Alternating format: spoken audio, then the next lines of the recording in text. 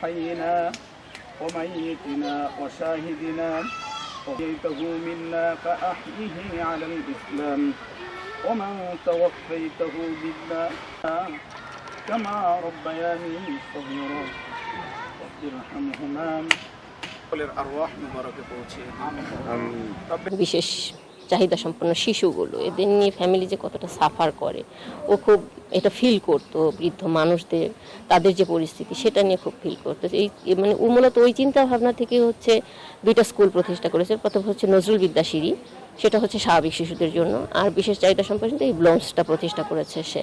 বর্তমানে আমাদের ছাত্রছাত্রী সংখ্যা 46 জন। এই বাচ্চারা ধামরাই উপজেলা, মানিকগঞ্জ সদর ও সাটুরিয়া 3 উপজেলার বাচ্চা কাচ্চারাই আমাদের এখানে আসে। আমাদের 2টা হ্যালো বাইক আছে, যাদের মাধ্যমে এই বাচ্চাদেরকে বিনা খরচে আমরা স্কুলে নিয়ে আসি এবং সময় মতো পৌঁছে দিই। দুপুরের খাবার সেটা স্কুল প্রোভাইড করে। তাদের কাপড় চোপড়, খেলাধুলার জিনিসপত্র, খাতা কলম এবং মেডিকেল ক্যাম্পের মাধ্যমে তাদের পরিবারের সাহায্য সহযোগিতা করা হয়।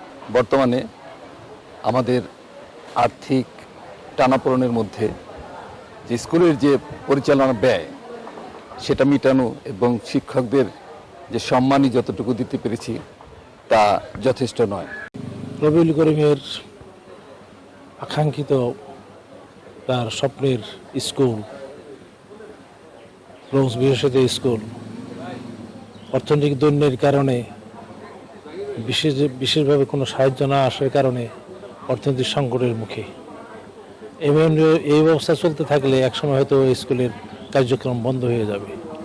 তো আপনার মাধ্যমে আমি সকলকে আহ্বান জানাচ্ছি, স্থানীয় এবং বাইরে যারা আছেন, বিত্তশালী যারা আছেন, তারা যেন এই স্কুলের এই বাচ্চা কাচ্চাদের সহযোগিতায় আপনাদের উদাত্তভাবে আপনারা দান করবেন, তাহলে এটাই রবিউল করিমের স্বপ্নের বাস্তবায়িত হবে।